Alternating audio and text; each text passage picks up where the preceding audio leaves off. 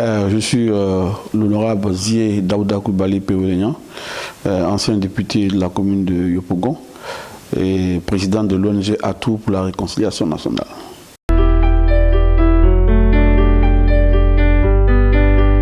Le premier ministre Ahmed Bakayoko et moi, c'était des rapports de fraternité, des rapports de grand frère à petit frère.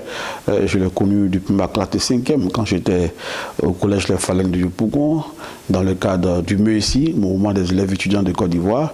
Il était donc notre responsable de MESI, il était en fac donc, de médecine. Et moi, j'étais déjà en 5e, donc à Yopougon. Et dans le cadre des activités du Mouvement des élèves étudiants de Côte d'Ivoire, MESI, nous avons eu à faire des grandes choses ensemble. Voilà, nous avons fait des combats au niveau avec le ministre Feu Bala Keïta, sur le plan d'abord communal, au niveau de la commune de Yopougon.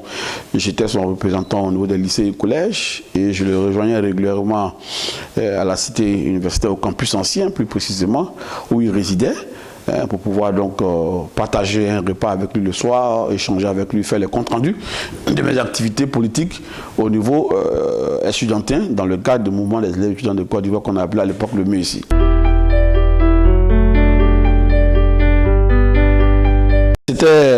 C'était la famille, il y avait une forte alliance. Vous savez que moi je suis Sénoufo, lui il est Koyaga. Donc déjà cette base culturelle fait déjà qu'il y avait une alliance culturelle entre lui et moi sur cette alliance. Maintenant, il était fondamentalement quelqu'un qui réfléchissait comme mon grand frère. Et il me donnait beaucoup de conseils, il m'appelait régulièrement, il suivait mes activités dans les journaux, il n'hésitait pas à m'appeler pour me donner quelques orientations, sa vision sur un certain nombre de choses. Il se plaignait quand il fallait se plaindre également de certaines positions que j'avais qui ne rencontraient pas donc son assentiment. Et quand il était content aussi, il m'appelait pour le dire. J'avais la chance donc d'être reçu chez lui à domicile, à la Riviera ou à Bata, pour partager quelques moments de fraternité avec lui. Et j'avoue que c'est un grand frère vraiment que j'ai perdu. Au niveau de sa famille biologique, je voudrais dire à ma soeur Yolande et aux enfants de continuer à prier pour lui. Vous savez, chez nous, dans le monde musulman, quand vous avez perdu quelqu'un, ce qui reste, c'est la prière. Prier pour le repos de son âme, prier pour que le Seigneur puisse le prendre dans son paradis et que lui aussi, de là où il se trouve, qu'il puisse prier pour sa femme et ses enfants. Donc c'est ce message que je peux penser partager donc, à sa famille biologique, à sa femme, à ses enfants et à ses proches.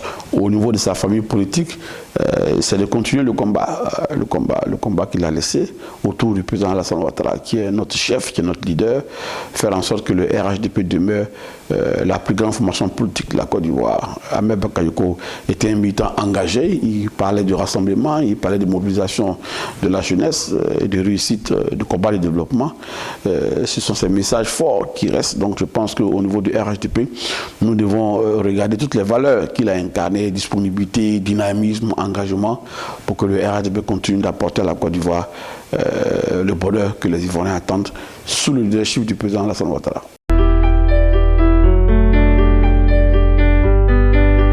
Bon, plusieurs anecdotes. Bon, d'abord, Ahmed Bakayoko, c'est le pragmatisme. C'est le pragmatisme. Je me rappelle, un soir, nous étions, c'était récent, lors de la lecture coranique du premier ministre Amadou Gon Coulibaly.